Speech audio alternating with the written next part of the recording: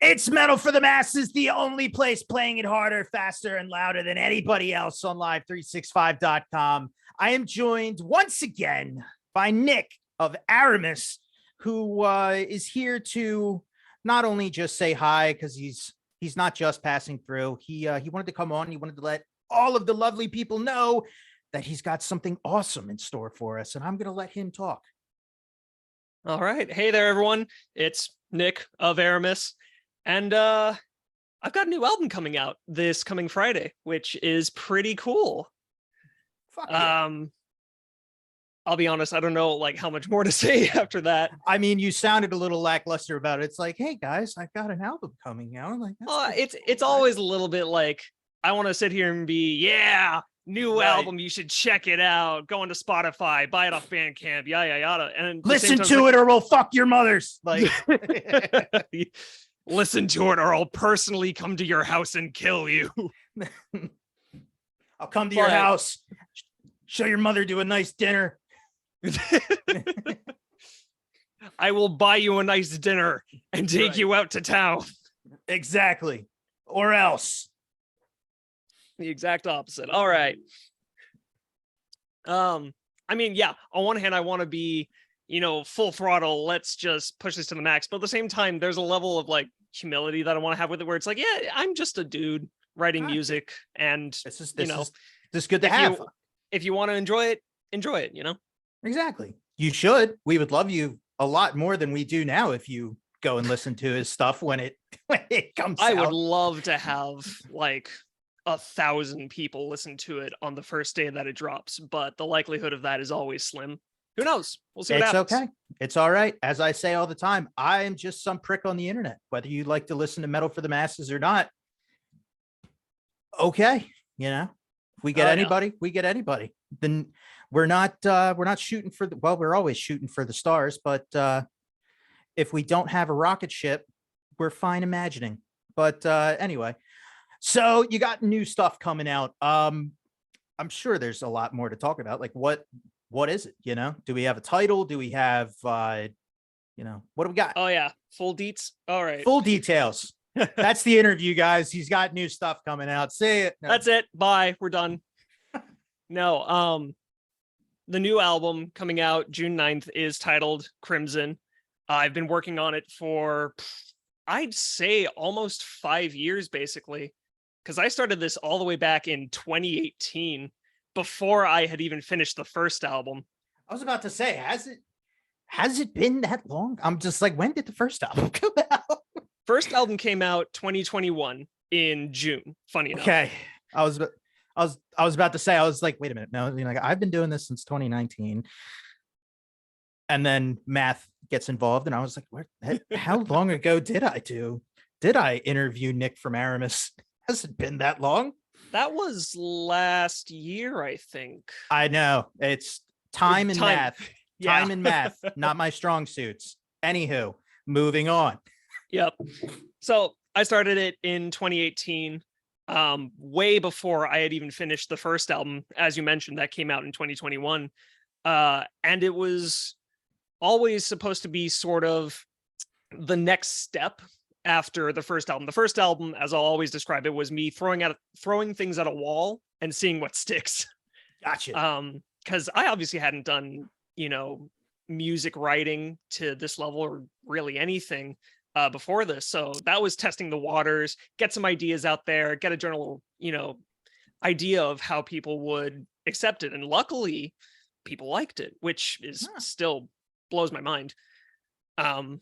So then moving past that, I believe it was late 2018 or so. I know I was still in college at that point. And I was at my college when I had first come up with the riff for the title track Crimson. And it was just this more technical thing than I had previously done. I hadn't been doing guitar for too long because I had just started at the end of 2017 to begin with. And so I just taking a quick pause right there. No you worries. Had just picked up guitar in 2017 and you came out with your first single in 2018. First single was 2021 as well, unfortunately. First single was 2021. Sorry, you were working on this track as far back as 2018, but you picked up a guitar in 2017. That's not really that bad, as far as that, as far as you know, writing your music goes. I mean, I've been dabbling in bass for, God, I want to say at least a little over, what is it, like 12 to 13 years now, and I don't have I don't have an album. I don't have anything out. Fucking me, I'm slacking. But yeah, no, that's amazing. I wish I wish I could be that talented. But anyway, sorry. Just no, it's all good. It's all good. It does help that I had years prior of music experience because I had done band in high school and whatnot. So that helped to at least like that helped to help me. God, that is a weird way to put that. Learn guitar and do it really quickly. Gotcha. Because tail end 2017, I pick it up within the first 3 weeks. The song Pursuer off of my first album. Yeah, I had started writing that song. That riff is one of the first ones. Which it's a really simple riff. It's not too insane, so it makes a lot of sense. But right, it's not Da Vinci's Code. It's no tech death. Yeah. Gotcha. But yeah, 2018 comes about, and I'm still writing riffs for this first album and getting ideas down. I think Nebulous was sort of the one that was really far along at that point. And I came up with this great new thrash one, and it was a lot more all over the fretboard than the previous stuff I'd done. And I sat there with, and I'm like, this is great, but I don't think I'm quite at the level that I want to be to continue writing this. So shelve it for now, come back to it when, the rest of the stuff is either more progressed or done, and then build off of it from there. Because it was very much I want to have the next thing that I put out be cranked up to 11 from where I am now. Gotcha. And that is what we're getting with Crimson?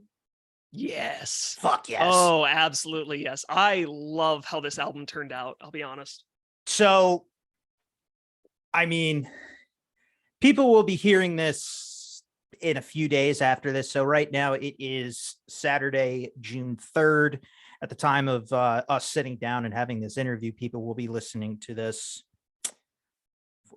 on June 6th, Tuesday night.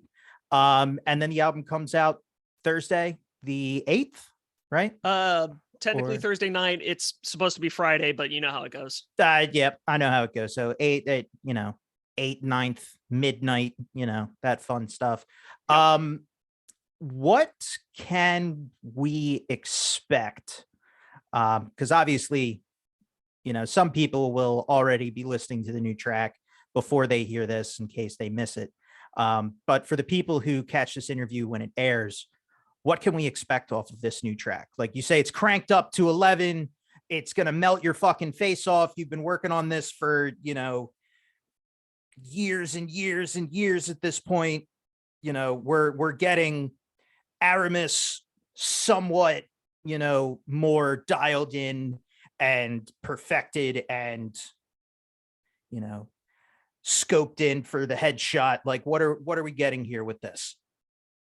Do you want me just to go over the one title track, or do you want me to go over like the entire album? You could go over the entire album. Like, if you can give us a sounds like for fans of you'll love this track the most, what are we getting? That's a really hard question because I still struggle with the whole what sound do I have? Even like the whole what genre do you sit in? It's like, well, there's thrash, there's death, there's a little bit of heavy, there's a little bit of, even things like metalcore, because I grew up during that whole era of like the late 2000s metalcore, and I love that. There's a lot of different styles on this album.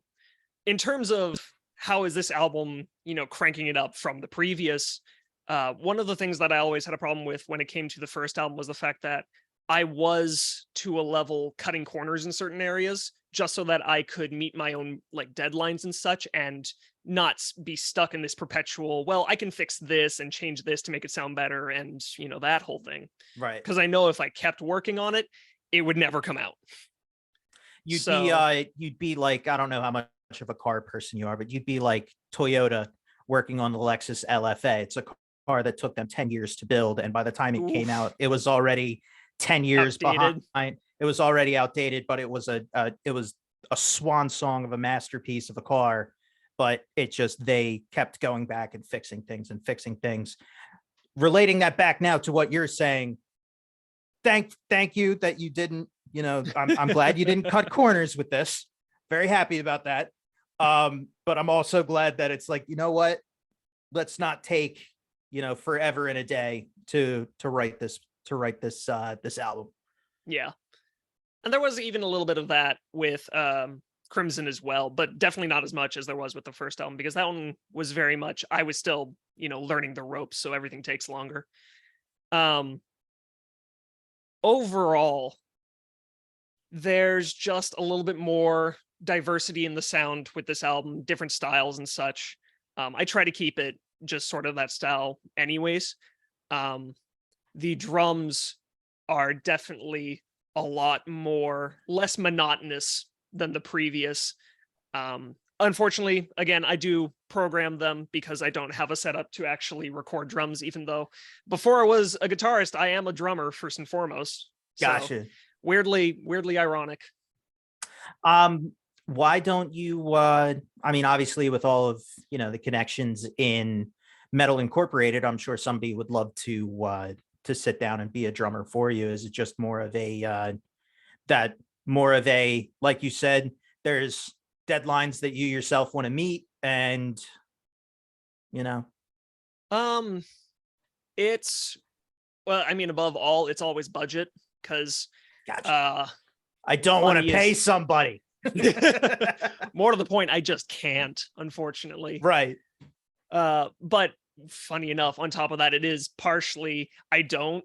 Aramis is my personal project where it is just me. I had a couple experiences before where I had tried to both sort of help to form bands and then also join into other ones. And gotcha. So it was, so to break everybody's hearts now, there's never going to be an Aramis featuring part of any album. It's always just going to be Nick. Never say never. Property of Nick Aramis. No, I've definitely been looking at some collab stuff, but that's a whole thing for later. This man is the Lars Ulrich of the underground scene. Fuck around and find out. All right. If it has my name on it, it's mine. No one else's. Right. If it has Aramis on it, you're fucked. All right. I'll see you in court. I want that royalty check. Right. I want that money. Oh, that's good. Oh, it's great. Look, dude, hey, all power to you. I totally understand. I'm not saying this man's not Lars Ulrich. He's a lot classier than that. He also can't play drums. It's okay.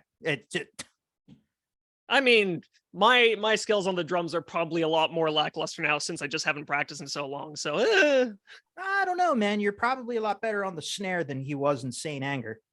Ooh, we don't go there. No, you don't want to go to the hitting a metal drum with an aluminum baseball bat snare. We don't want to add that to anything. I'd rather not. I will say this. I do not mind Saint Anger as much as some. A lot of it is really rough, but of all things, the snare tone, I've never really actually been too bothered with. That's just personal taste though, Well, I know. I've heard Stranger. And mostly from me, my favorite album is Garage Inc. But hey, we just I get a lot of looks. You're like, everybody's like, really? I'm just like, yeah, I love covers. What can I say? Jason Newsted. Fuck yeah. They did great work on Garage Inc. So awesome it's work. Not like you're sitting there saying, oh yeah, their worst stuff, the best. No, they did fantastic work on Garage. Yep. And my other favorite album, Other two, actually. Load and Reload. Good ones too. Okay, cool. That's been like conversation enders with people sometimes.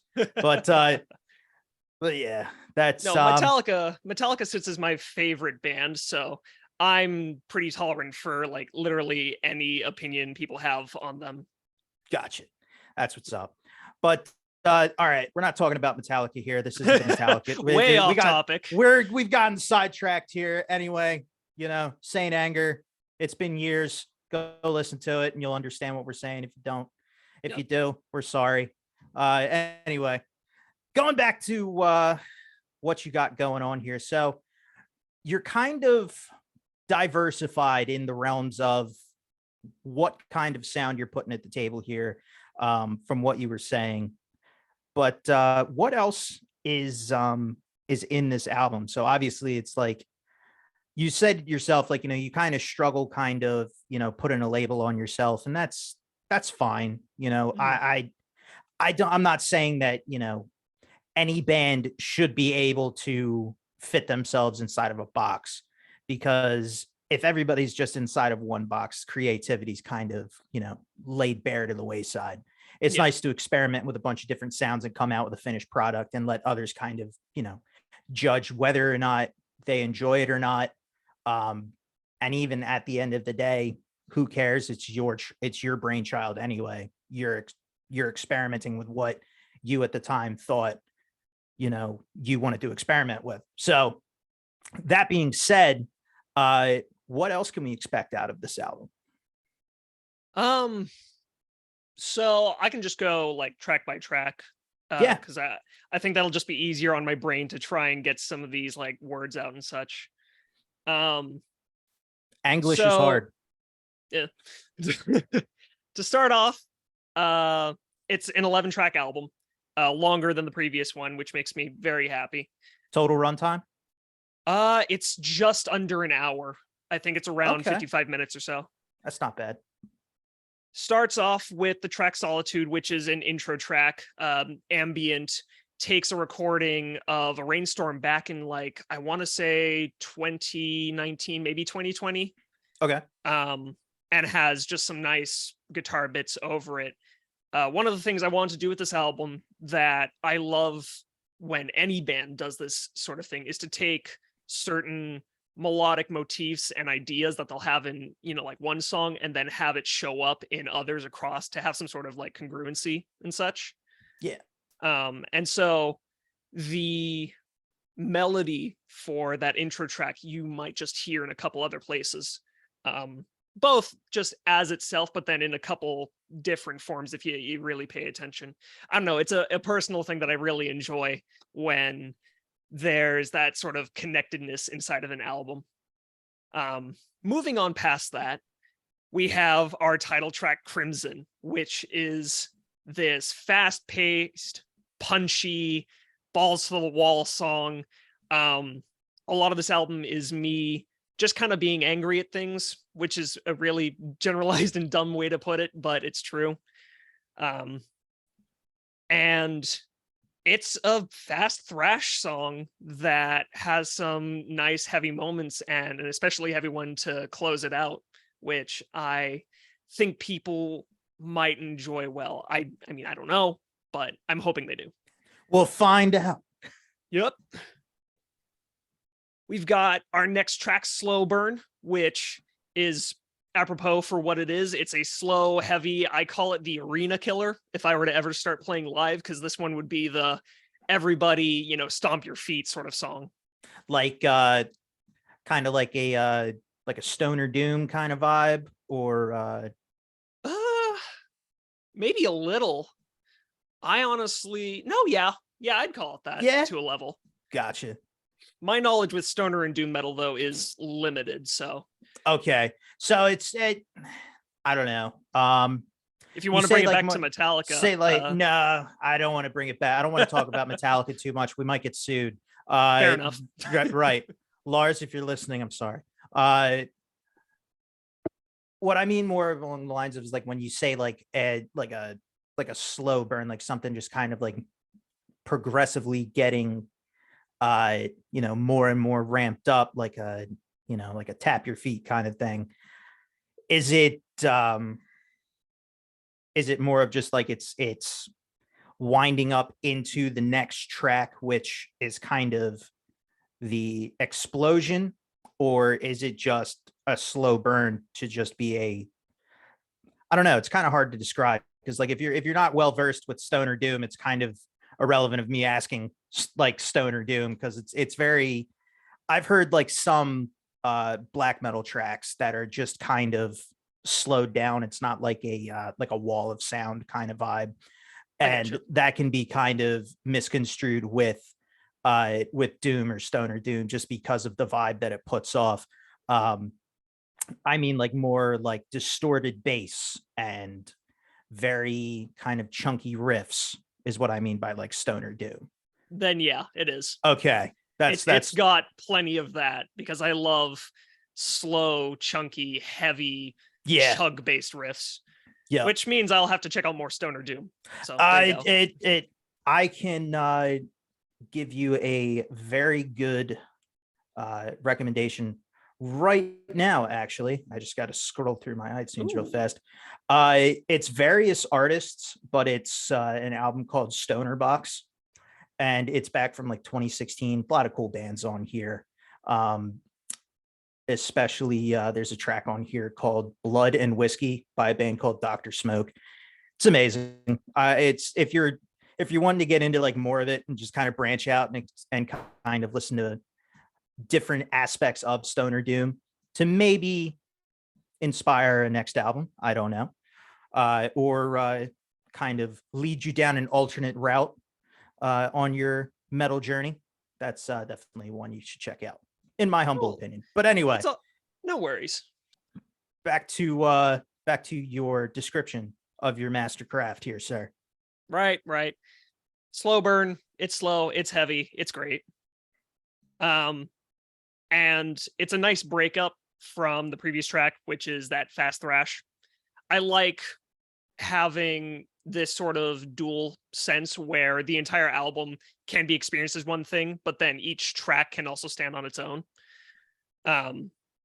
So having those two right next to each other allows for that sort of contrast, which I think it's really nice. But leading out of slow burn, we have a sort of fast thrash, a little bit closer to mid-tempo, one of my personal favorites called Vain Affliction, which has to deal with vanity and sort of egoism and all that. And it's got a serious, and I'm so sorry, but it's got a bit of a Metallica vibe to it. It always comes right back around. Comes right full circle. Okay. This one's more And Justice for All, though, because a little bit more of the prog sense to it. Real fun track. I hate to admit it, but I do personally listen to my own music, and that one comes up a lot. That's okay. Look, if I wrote an album, I'd probably listen to it more than anything else too. I just don't have an album out right now yet. I say yet because maybe one day. But yeah, I don't know. I totally understand the everybody likes their own brew kind of aspect of it, you know? Oh yeah. Hey, and who knows? You might have something out eventually and all. It'll be terrible. But I doubt that. Oh no. But you listen to plenty of great stuff, you know. It's just a matter of everybody in Metal Incorporated and everybody that I interview and everything everywhere all the time. It's it's terrible. I feel like the architect from the Matrix sometimes with as far as metal goes, with all the screens around them, but it's all just different bands. I don't know. That might be a dated part of me wants reference. To sit here and be like, that sounds kind of great. At the same time, ooh, there's also like a decent amount of like how much of that is really great music and then how much of it is just like, okay, well, it's for you to decide. Yep. I had the beholder and all that. Exactly. Well, ear of the beholder. Anywho, Yeah, in this case. Moving on. are we up to Before- ride the lightning? Huh? Are we up to ride the lightning? I wish. No, weirdly enough, this next track kind of brings the energy to this nice solid level. Pulling from Lamb of God, this is the second single that I released, You Are the Enemy. Nice. Which I honestly don't have too much to say on this one other than it's just a really solid straight through track. And that's why I wanted to put it out as the second single, is that it's just really consistent. And yeah, that's about it on that one. Not much fault, says the guy who made the track. Gotcha. I mean, there's plenty that I could sit here and talk about, but it starts to get into the realm of, well, what is the track really about? You know, what's the deeper? And it's just, we could get into this. We have time. Be as pretentious as you want, sir. This is metal for the masses. I believe with the label that I'm working with, Soda, as you know, there's a whole write-up regarding what this song's about on my page on their site. And it goes into the whole bit, the statement, the title of it, You Are the Enemy, is about this whole idea that the leaders of our, not just nations, but sort of the world in general, obviously don't have our best interests at heart. They're thinking for themselves, but then beyond that, they then use their positions to turn us against each other. And that's where the whole statement, You Are the Enemy, where it's, okay, who's the next target that we can turn all of our followers onto? And as long as they're occupied, we'll stay safe, you know? And there's yep, I can get behind this 100%. I don't want to turn Metal for the Masses into a political talk show commentary, but I try to avoid that. This is the beauty of art, my friends. It's art is about expression, and if you want to express that, hey, there's a cult of old people out there who one day will die, who are taking all of the resources for themselves, leaving none of it for the rest of us, and snowballing us into a potential Hunger Games like Matrix-esque future that will be run entirely by machines with humans eating the boogs. Maybe it's time to pay attention, and it's not just evil Republican versus brain dead Democrat, you know? Yeah. Maybe it's a lot deeper than Orange Man bad and, you know, old man falling upstairs. Just that's I don't know how else more to say it, man. It's everybody thinks it's black and white, or oh yeah. And that's know, why I like avoiding that sort of conversations, because the minute you start delving into it, it becomes very obvious where people sit, because they'll just immediately be like, oh, well, you think this, that, and what. And it's like, no, it's not that simple. But you know what? And you're right. It's not that simple, but we shouldn't be defeatist about it, because the more people don't talk about things, this is the beauty of music. You know, this is why I tell a lot of people who are, you know, claim to be Rage Against the Machine fans, but, you know, kind of tell the machine harder, daddy, whenever it tries to oppress them. It's like, you can't be about these things, and then the moment, you know, somebody starts talking about something, completely put your hands in your ears and say, la, la, la, I'm not listening. Yeah. You don't have to agree with everything somebody says, which is fine.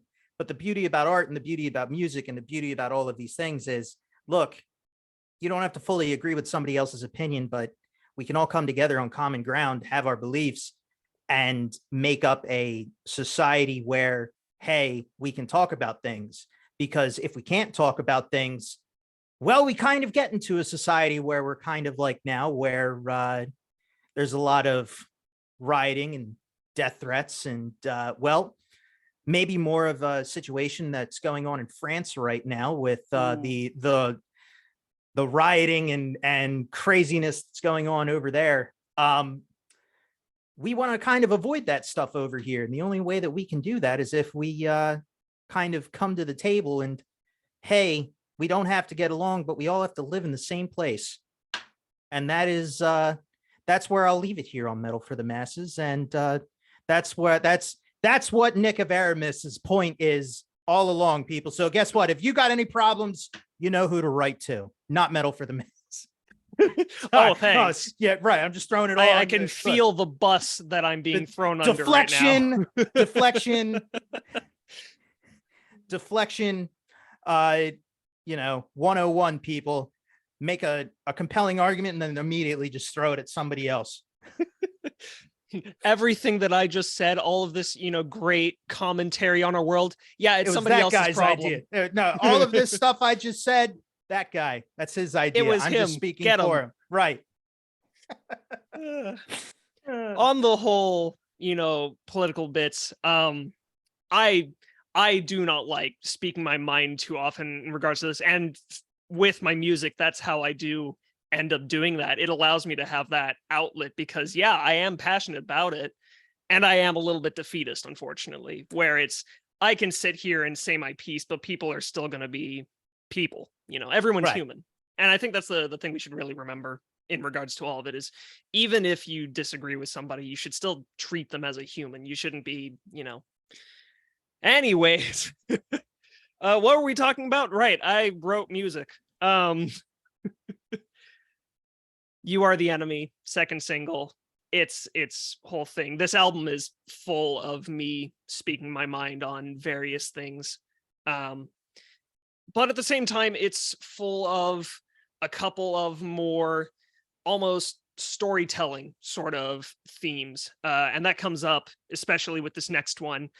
If I was to pick a favorite off this album, it would be track 6, Saturn Rising. And I love that name. It is fantastic. And it follows this sort of, how do I want to put this? It's about the sort of return of this deity. Obviously, Saturn is within Roman and Greek myths as Kronos, god of the harvest and time. Okay. And I had it mixed up with wisdom for some reason. Oh, no worries. The whole bit is that this song follows his return from, wherever to Earth, where he's come to sort of, be this prophesized destroyer and all that, and it's this whole great thing, but he comes to find that the world is already being destroyed by the people who are now there. So it's now less of a I have to fulfill the prophecy and more of a I have to put them out of their misery. There you go. I'm doing the kindest thing that I can do right now. Go from destroyer to savior in a how do you say it, a comedic sense, in a roundabout way. Yeah, savior is probably not what everyone else would be calling him at the time, but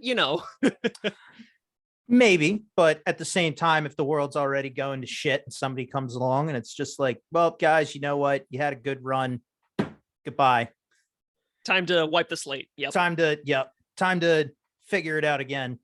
I don't know. Depends on how bad the going to shit part is. I mean, like if it's like Book of Revelations, the, serpent with 7 crowns and 7 heads descending from the pits of hell and the gates of heaven opening up, like, you know what, a God coming out, putting us out of our misery doesn't seem so bad. But if it's like, minor inconvenience, world going to shit, then yeah. It's a bit, over dramatized, obviously, but that's what the song's about, That's what's up. I can dig it. Yeah. And it's another thrashy piece. This one is the fastest track on the album. I think it clocks in at 196 BPM. I wanted to push it to 200, but it got to a point where it was so fast where it's like, it's just kind of getting blurry now and losing itself. So tone it back just ever so slightly. Gotcha. And 196 was the nice comfortable spot anytime that I did it without a metronome and such. And that's that track, which leads us into the second half of the album, and this is where it's very obviously split, because these two songs here very much mirror each other thematically. From Saturn Rising, we go to the first single that was released, Promethean Treatment, which there was a whole write-up on that one as well regarding what it's about. And it's this, again, sort of prophesized destructor archetype, but now it's not, some deity descending from above. It's now somebody within the actual populace, just common man, who has decided to take on this mantle of, I have to do what must be done, which that phrase shows up in the song quite a bit. And I can talk plenty on that song, but it's been out for a while.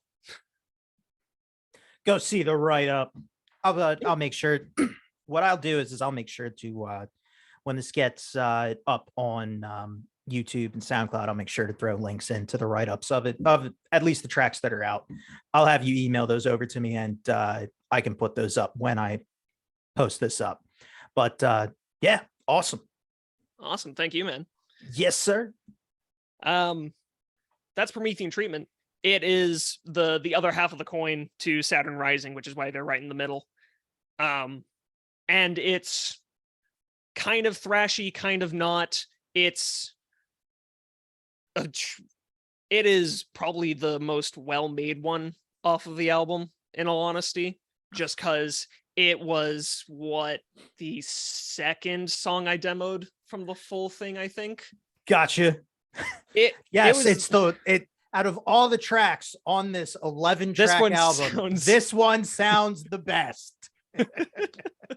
I mean, I think it does, but I'm hypercritical about every single thing that I've done in regards to this thing. So it's okay. Just how that came across, I was just like, "Oh man, please come on." I'm sure. I know. I'm sure sorry. I'm sure you did your best with the other 10 tracks. Like, no, they're all terrible. Don't listen to it. I did. I wrote them all in a day. Like, oh, we'll talk about that project later.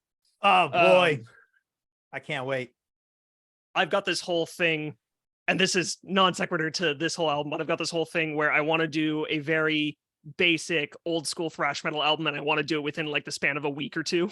Oh, Jesus. You really want to just go back in time where it's like, all right, guys, we got to come out with the new album. Comes out in a month. All right, go. I'm gonna do a drum bit. Okay. I'm gonna put some guitars to that with no rhyme or reason why. And we're gonna hope God, whatever God, and pray to whomever and throw money at this that it comes out okay. Yep. Basically. That's it. It'll be its own thing in time, but that's besides the point. Following Promethean Treatment, we have a very strange turn from everything that's happened before with the song Sunder, which the best way I can describe it is just modern black metal. It's really not, but it's got a lot of that style to it. You're doing great, dude. I'm just for anybody who's listening to this and not watching it, I'm sorry. I'm not laughing at you. I'm just the description. The description, I love it. It sounds like black metal, even though it's not. It's very hard to describe my own stuff because I don't have a lot of things to compare it to. So it's like, okay. It's music, probably. I don't know. It was just all snare, but it's drumming. It's an hour straight of just a snare fill, and there's like 2 songs mixed in there, maybe, and that's it. And that's it. No. Sunder has a shit ton of your very obvious blast beats with tremolo picking and that whole style, and I tried to push myself into a more fry scream style with my vocals, because a lot of the streams that I do tend to be very, lower and such. And I just wanted to have that sort of contrast and just overall difference between everything else. And it fits this song a lot more, because this one's about sort of a duality, if that makes sense. I want to say that it would be about bipolarism, but I have like no knowledge of that sort of thing, so I don't want to sit there and say that's duality what it is. as you get. I mean, it's about as duality as you can get, as far as trying to have something be like being bipolar. I mean, I know people who are bipolar, and it's very like you have to kind of understand how they operate after a while, because they can just go from you see them all the time to you'll see them when you see them, just because they're going through their stuff here. But like as far as like music goes, it was really funny. I was actually talking about something similar to the vocalist of the band World Eater out of Florida not too long ago, and he was talking about wanting to do a sort of like a jazz track, and I was like, you should definitely like try to do some jazz and some black. They're a black metal band they're black and roll out of Florida, and I was like, you should definitely do that, but also still do like black and roll, and you should call the album or track Schizophrenia and see how it goes. I honest to God, I think that would be a pretty good concept right there. Exactly. Black and roll, jazz, Schizophrenia. I think that would be, it's like if done correctly, because that is a very fine line. If done correctly, I think that you could break through the universe. Yeah, it's nice to have that like extreme. And I'm going to use the word again, and I hate the fact that I don't have any other like synonyms for it, but that extreme duality of styles there. Yeah, that actually works really well.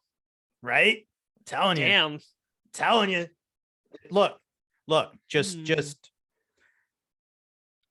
just put my name on the just put my name, make the song and make the check out to John of Metal for the Masses. It doesn't even have to be all the money. Just like, however much you think I deserve, I'll take it. That's all I'm saying. To everybody, not just you, Nick Aramis, any band out there listening to this. Look, it was my idea. If I come out and I hear any of you motherfuckers out there with, some black and roll and jazz going on, guess what? My name's not Lars Ulrich, but you're going to find out real fucking fast. Oh, that's good. I wonder, we should get a tally how many Metallica quotes we have in this interview. We're not even interviewing Metallica. I'm disappointed. I hate to say it. I'm wearing the Metallica I know shirt right now. And I noticed way earlier in the interview. I'm just like, man. Oh man, thank God I didn't think ask anything of it earlier. And I'm just glad I didn't ask you who your favorite band was. Take a guess. It's Celine Dion. It's Megadeth. I love Dave Mustaine. What are you talking about? Oh my God. But what are we talking about? We're talking about your music. keep just diverging straight off. We're talking about the duality of man and schizophrenia and Sunder. Fucking Sunder. This track has a little bit of that sort of dual style in it, where again, it's not really black metal. It has these vast swathing sort of areas where it is that straight blast beats with the tremolo and the fries, but then to contrast that, because that whole two-sided bit, it goes from that to, sorry, my headphones falling out, it goes to these more straightforward, just heavy long chords for like the chorus and such. And again, I don't want to say it's about bipolarism because I don't have enough experience with that to sit there and say, yeah, that's what it represents. I don't want it to be representing of them and then find out that it's misrepresenting that. Because the whole theming with it is this, I'm gonna say it again, I hate it, duality of You're up to 3. All right. yep, I hate it. I hate it.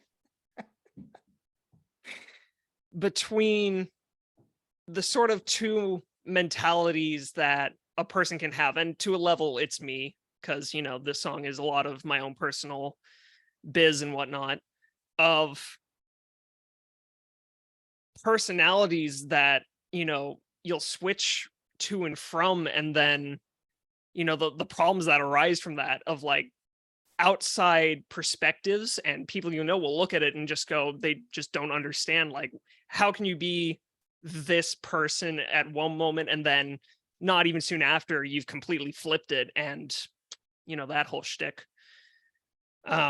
It's hard to explain. A lot of it's hard to explain at times. I feel like but it's okay. I can understand this to a level, just because it's like, you know, you're one way with like one group of people and then you're another way with another group of people, and like kind of trying to blend the groups of people. You know, you kind of, you, it's not that it's like, it's not so much, you know, using your words against you here, about duality. Uh, 4. Okay. 4. We've mentioned it 4 fucking times. Oh man. We'll get sued by Metallica and Slipknot. Perfect. And Slipknot. This is great, dude. It's everything you could have hoped for. And look, listen, we're both going to get famous out of this one way or another. I want to say that it's more about, you are not so much putting on an act for people, but it's who you are with different groups of people, you know, like, yeah. I forget what the full quote is. But like in essence, the only one that truly knows who your realist self is yourself. I forget how the rest of the quote goes, but it's just like, you're with people you don't know, you wear a mask. With people you are close to, you wear another mask, but the only person that gets to see your true face is yourself. Because most of the time a person is only their truest, purest self with themselves, because they themselves know who they are underneath all of the masks that they wear in a day-to-day life. You know, yeah. And I might be grasping at straws when it comes to that quote. I forget where I saw it. I forgot how the quote goes. I'm sure hopefully somebody will let me know what it is, but it's along those lines. So hey, no worries, yeah. man. I fully understand what you're getting at. Yeah. And it's completely true. It is. I'm letting everybody know we're not doctors, so don't come at us with any of this shit. All right. We are not entirely professionals, so I cannot prescribe you anything other than pure, unadulterated. Your ears will bleed, you know, harder, faster, and louder than anything else. You know, hard rock and metal, including Aramis. But anywho, so that's me. Sunder. We've talked about Sunder. I feel like we've given Sunder. We're good on Sunder. Where are we at? Where are we at now? Hopefully it's not Metallica or duality related. Where are we? I don't want to sit here and take up too much more time talking about, you know, each individual track. So I'll try and get through this. Give us the speed run. Next up is a bit of an odd one, titled A Lightless Morning. It's a softer track. It's in the vein of the title track of my first album, Insignificant Memories, if you remember that one, where it's a little bit more melodic and laid back, kind of ballad-esque. And this one's definitely a lot more of that, with a decent amount of clean vocals and clean guitar and that whole thing. It's a style that I'm not fully like seated comfortably in yet, and I think that's a little bit apparent with this track. But going forward with stuff that I'm going to be working on in the future, obviously, it'll be something that I do a little bit more often of. And this was sort of the experimenting with that. And for what it is, I think it came out all right. Nice. It's a lot more of a personal song. And I'm thinking about it now, and I'm like, I do not know how to describe it because all of a sudden I'm forgetting what it's about. And that's really sad. This song is very much I bore my soul to make this song. It's describe everything about it is me. What's it about? I have no idea. I mean, I've been sitting on this track for like almost a year now, because I finished writing all of these and like put it through final processing and all that in 2022 around October, because that was when I had gone on vacation, and I wanted to finish it just before that. So I've had these for a while now, and I've moved on. So coming back to them and being like, yeah, this song's about something, probably. No, You'll know when you hear it. I can relate. A Lightless Morning goes over this sort of bit that I have where there'll just be times where I'm just kind of stuck in my own thoughts, regarding literally anything, at like 2 a.m., 4 a.m., whenever. And that's what this song really goes over. Is just sort of that, on one hand, serene and peaceful, state, because it's, early in the morning, there's nothing else happening, it's just calm. But at the same time, there's a lot of, for lack of a better term, sadness, sorrow, and all that comes with it, where you can be sitting there thinking about what you're doing with your life, what's happening with. I feel like all this, you that, need to whatever. do, all you need to do to describe this track is just reference the meme where it's the dude going to sleep, and it's like, it's like, what time is it? It's like, it's 5 a.m. It's time to go to sleep. It's the person talking to their brain. The brain's asking them, what time is it? The person's lying in bed. It's 5 in the morning. Go back to sleep. And it's like, goes back to the brain. And it's like, what if you're not good enough? What if you get fired today? What if and it's just, yep, that's perfect. That's perfect. It's just awake. That's literally what this song is about, is exactly that. It's exactly that meme. Because I had plenty of moments where it's exactly that. It's just like, you get stuck in your own thoughts, and you can't sit there and just ignore them. Shout out to Darren Daniluk. You get caught in the cage in your head, my friend. Hey, yeah, that's true. No, that's a weird sort of like crossover, because it's great. His stuff deals with that sort of level of just themes and all that a lot. So very interesting connection. Isn't it great? There. Isn't it great? And he does some great work too. Love that guy. Yeah. Anyways, that's A Lightless Morning. It's a ballad of sorts. A little bit softer than the previous one I had done, but I like it for what it is. And I will say, as sort of a little Easter egg, there is a connection between this song and Insignificant Memories, the title track off the previous one. I'm not going to say what it is, but it's there. All right. Following that, we have the track Feeding the Ouroboros, which is pretty much a just straight up death metal track to a level, sort of progressive death metal, very much in the vein of the band Death. Nice. Was sort of the inspiration behind it for a lot of it. And it's fairly straightforward. It's about, everything goes in cycles and returns to the same point, and everything repeats, that whole cyclical cycles sort of discussion. And it's a good one too. I don't know why I'm saying that. I wrote it. Trust me, guys, I wrote everything on here It's all It's good. great. It's all perfect. It's great. It's the best music you'll ever hear ever. It's the best. My name's Nick. I'm the best writer. I'm the best musician ever. I'm trying to think about like what else I can say about this one, but it's fairly straightforward. It's got some weird shifts in it. I will be honest in that, where I did pull that styling that Death does, where they shift tempos and have some very odd, well, not very odd, but like relatively odd time signatures in there. That's all like technical talk, though, you know. Yeah. After that, we have our final track on the album. We made it. Yep. And we bring it back to Duality. no, not again. We bring it back to reality. Oops, there goes gravity.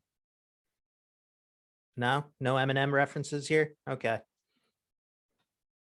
Yeah, I'm trying to think about what I'm saying about my own music, and meanwhile, it's all right. How many jokes can we throw at Nick? Meanwhile, it's ADD times 11 coming at you. Sorry. Continue. It's all good. I don't mean It's to all insult. Good. Well, again, it's just hard to think about, you know, all this stuff that I've written when I've already moved on to like the next thing and all that. Absolution is the last track on the album. It's a return to the thrash of the first track, Crimson. It's got a very similar feel. And it does bring back those motifs from not just the first track, but there is a section that like very cleverly and very hiddenly references like 4 different songs on this album. Okay. But it's buried in there enough to where it's not like okay, obviously he's just taking this, you know, thing from earlier and putting it in here. It's like, oh, hey, that's that one rhythm from that one riff. That's interesting. Yeah. And Absolution is probably the most obvious metal song on here, where it's, you know, very much about like the end of the world and destruction and humanity caused it, and that whole thing that you've heard dozens of times across dozens of albums from playing the classic trope. Mm-hmm. The very interesting thing about Absolution is that I wanted it to kind of connect and come full circle with the start of the album with Solitude, the intro track. So there is a very obvious bridge between the ending of this song and the beginning of the album. Won't spoil it here. If you want to know what it is, go listen to the album. You can get it on, but yeah, we'll get into that later. I don't want to chill out my stuff. That makes me feel weird. No, you don't want it. The shameless plug makes you feel shameless. Yeah, no. Gotcha. At least not yet. Maybe at the end, you know. Gotcha. Well, so 11 tracks. So that's a lot to really like kind of like dissect and a lot to just ingest. But like you said, I mean, like we'll be able to do all of that when this comes out. I mean, obviously you've put in a shit ton of work, because like 11 tracks is that, look, like women can say giving birth is hard, but like writing 11 tracks, I don't know, it might be tied or at least a close second when it comes to like writing music and giving birth. I don't know. I will say this, it's not as painful, luckily. I mean, it might be as painful. That's a lot of brain power. But I'm going to have so many angry ladies in the comments section of this, and I'm going to love Notice how I'm keeping silent. And I'm like, notice I did. No, you don't want to jump in. It's him. Get him. You just right. It's like all these things that I have said, they were his idea. He is the one. No worries. No worries. Angry mob, go. Regarding the whole like writing process and such and all that, I've got this thing that's sitting right next to me here. And for the first time ever, regards to like anything that I've ever done, I was actually organized about this. Actually, give me a second. As long as I don't hit my microphone, I have this massive. Can I do it? Yes, I can. I have this massive board full of notes. God. This is all the album. Jesus. And I see half of it, but even that, like, Sorry. you have cliff notes. You have like footnotes for everything. I love it. Well, actually, for those of you who will be watching this when I post it on YouTube, you'll see the notes. And for those of you watching it on YouTube, because it's probably been posted by the time you're seeing this, yeah, Jesus Lord, man, that's the most organized I think you could possibly be. That's the most organized I've ever been in my life, because I am a terrible procrastinator, and I'll start taking notes on something and being very thorough, and then like a week later I'll be like, whatever.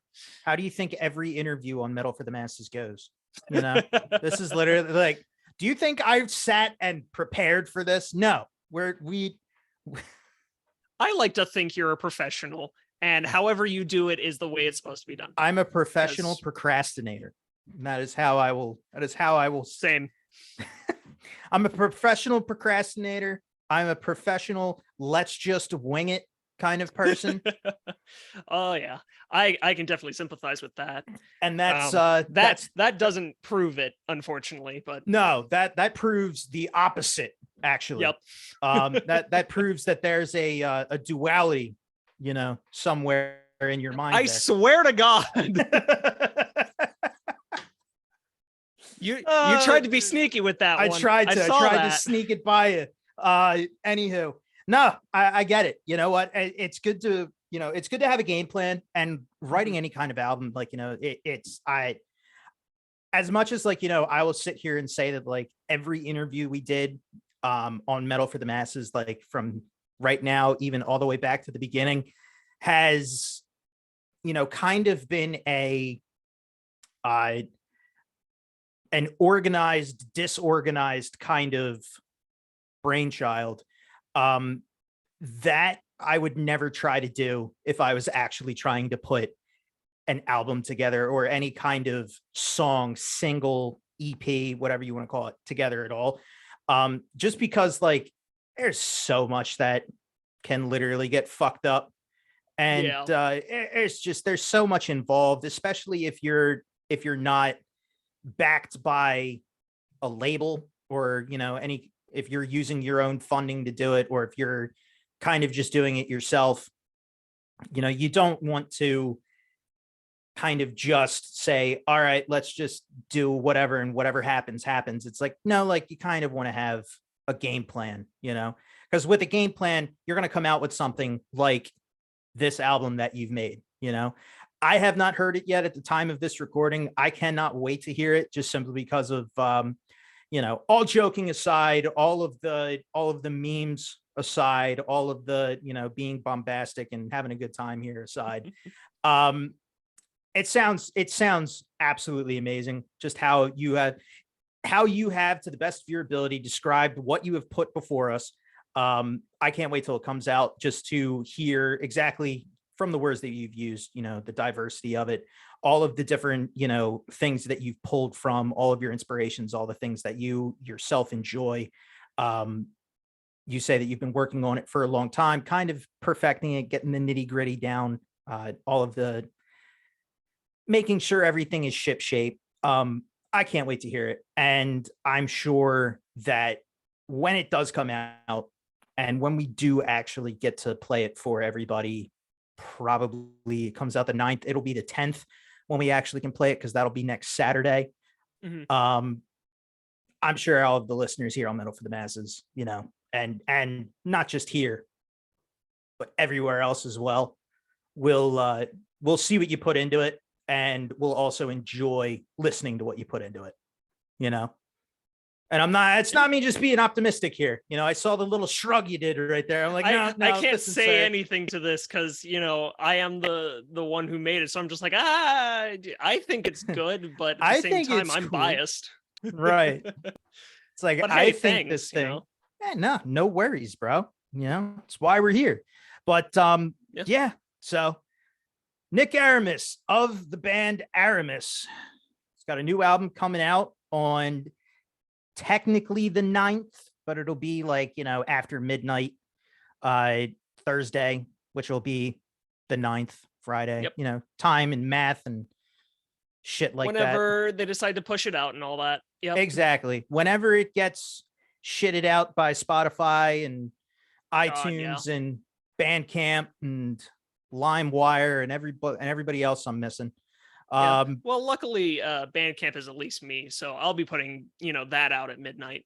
Exactly. Here, so what's the plug for Bandcamp? Because with Bandcamp, at least you get the brunt of the funds, of the kickback from people purchasing the album. So my what would be my site, I suppose, for Bandcamp is aramismetal.bandcamp.com, obviously. And you can pre-order the album now. If by the time that this comes out, obviously it'll be pretty close to the time in which it'll actually be out. So at that point, you might just be able to buy it. There's also CDs, finally, which is nice. And t-shirts. Hey, if you and vinyl? Really want to rep it. And vinyl? I wish. I have not. I haven't figured out the whole vinyl thing yet, just because finding a distributor who's willing to do like the print on demand. Yeah, I'm sure it's difficult. Well, considering the sort of market around it has gotten a lot larger for vinyls, more people want them nowadays. It's extremely hard. I remember like a year or two back now when you had all these bands, they wanted to do vinyls, but they just couldn't because nobody could produce them. So yeah. Eventually, I think vinyl would be nice. I think it'll be really cool. I think it's really cool that a lot of bands are realizing that vinyl is the way, Yeah. The master race of vinyl.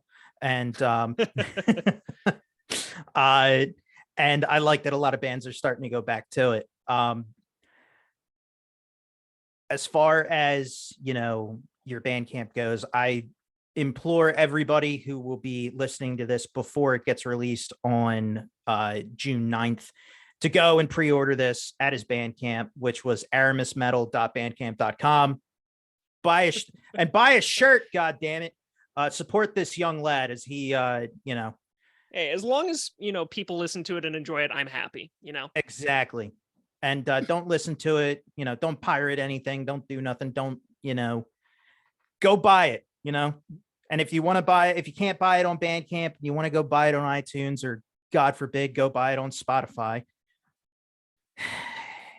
Okay, at least with Spotify, the only thing I can say about Spotify is like, you're getting the least return on if anybody buys it on Spotify. It's like, I did the math one day. As much as I say I hate doing math, I did the math on it one day. It's like 0.16 of a penny, and that per one listen.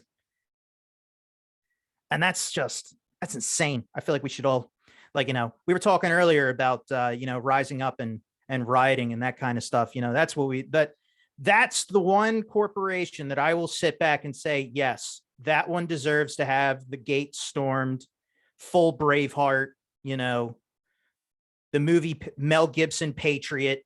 We should all attack Spotify just because what they're doing to artists is terrible. But as far as like iTunes and Bandcamp goes, go buy the album from there. That way Nick Aramis gets the most return for the work he's put in on this awesome album that you will be listening to. Anything else you want to put into this, sir? I support the Spotify sentiment. All right. Ow, sorry. I hit my desk. Oh no. We're all good.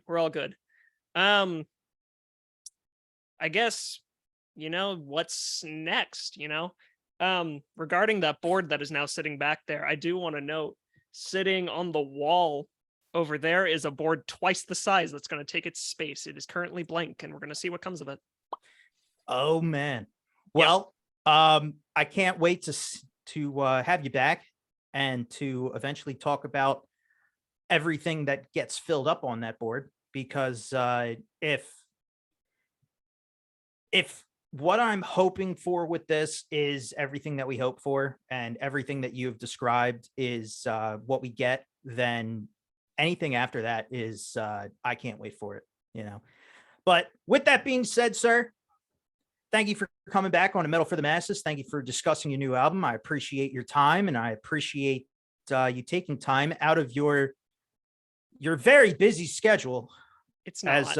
As it looked. I mean, that board tells a different story, sir. I'm very happy that you took time. You took time out of the That schedule. board's nothing, you know. Right. I did that in an afternoon with a bottle of whiskey. But right. It's awesome, man. I can't wait to hear the album, and I can't wait to see what happens, man. I hope you know. I know you think it's great. I'm sure it will be great. I hope it transfers over. Stop with that. You're gonna do fine, man. It's gonna be amazing. I have to sit here and be sort of nonchalant and, you know, just kind of shrug it off, because I can't sit here and be like, yeah, it's the best thing since Michael Jackson, which absolutely not. Oh no. But well, you know what? I'll come down to your level then. We'll see. Yeah. All right. And that's the whole bit. Hey, thanks for having me again. Absolutely, sir. Always nice to be here and to have another place to, you know, share my work and talk about the stuff that I do, because I enjoy doing it. Exactly. That's the point of Metal for the Masses, man. We are an outlet for artists in the underground scene who are doing exactly like what you're doing. You know, obviously this is your second time back. You know what we've been doing. I have noticed that I'm sure there's a lot of work that goes into things. For people who are fans of Metal Incorporated, noticed that monthly recaps, you know, you are the soothing sound of the voice behind the monthly recaps.